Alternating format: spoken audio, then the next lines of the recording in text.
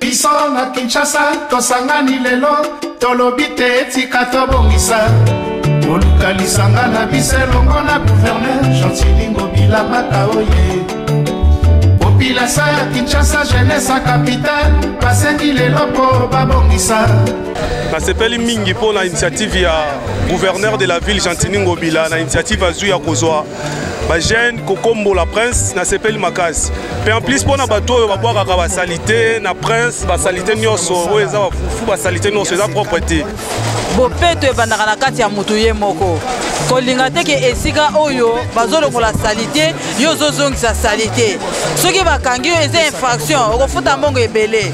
Biso moko tozwa conscience. Tozela teke bayaka kosalela biso po tozongisa sous salité. Tokolinga sous salité ezonga te. Toza na besoin ke bopeto esema mpona libela pe tikala mpona libela mutu nyonso aza congolais ayebaki aza na besoin ko vivre na esika eza peto. Kinshasa bopeto ezosengana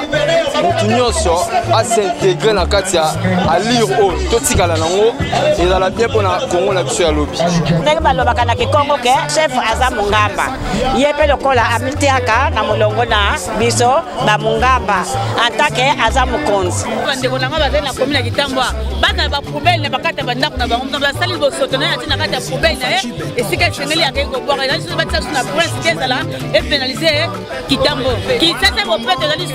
propreté ya biso nyonso eza mpona gouverneur te ezali mona esika fali po atia so na ye na kati ya esika na ya bana salité totie eza biso moko population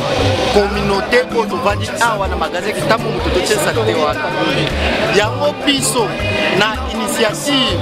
ya monsieur le gouverneur Gentili Ngobila nde toye kolongola yango en plus de cela tosenga baninga bacontinue ezala teke tolongoli lelo lelo batie tuyaka kolongola donc eza mosala ya motu nyonso ménage par ménage oyo eza likanisi ya mokonzi ya mboka gouverneur de la ville Gentili Ngobila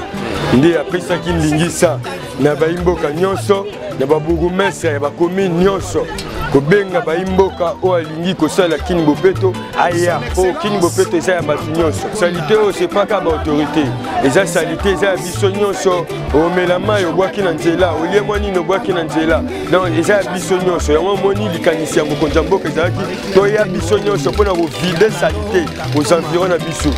donc salite ezomemela biso malaria bokono typhoïde donc yango moni mokonzi aorganizaki initiative oyo lelo samedi oyo tokuta na biso nyonso mpona kovide salite aux environs na biso donc bopeto eza na bato nyonso ezaka na bakonzi ya mboka te ti na biso bayimboka Kinshasa bopeto ezali ya chef de l'état te ya gouverneur te ya biso nyonso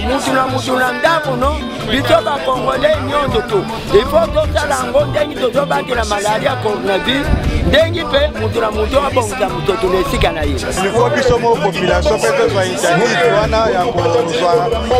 bakartier to bacommune aza en charge tosalaka basalongo po salongo ekendaka liboso mpo kini ekoma propre bakartier ekoma kitoko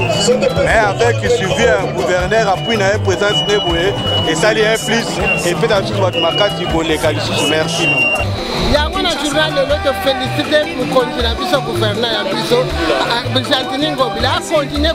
kosala mosalo akoba na mosalo nzambe akopambola ye eloko moko na sepeli nango mpona lelo mosalo esalami lelo awa vraimen epesi kitoko tala makasi kitoko makasi nzambe apambola bakonzi na biso bakontinue bakoba na mosalo Kinshasa mpo ebongo ezaka na maboko na biso moko makasa Kitambo ezaki bijou ya kosaka nango te mais lelo oyo ekomi tala salite ndenge ekomi pourquoi biso moko kaka tolingi kobongisa environnement na biso te boni biso kaka bato tie salite oyo me balobaka po metarke jamais lokola biso moko conscience esokeli biso tolingi tosongisa ville Kinshasa ndenge ezalaka ya kala boni yango moni ke biso oyo biso bato ya lisane 60 tovandeli makambo oyo yango mo tosongi ifo mboka na biso moko bato bebisa yango biso mpe kaka bato tokobongisa yango initiateur ya makambo tokosala ezali gouverneur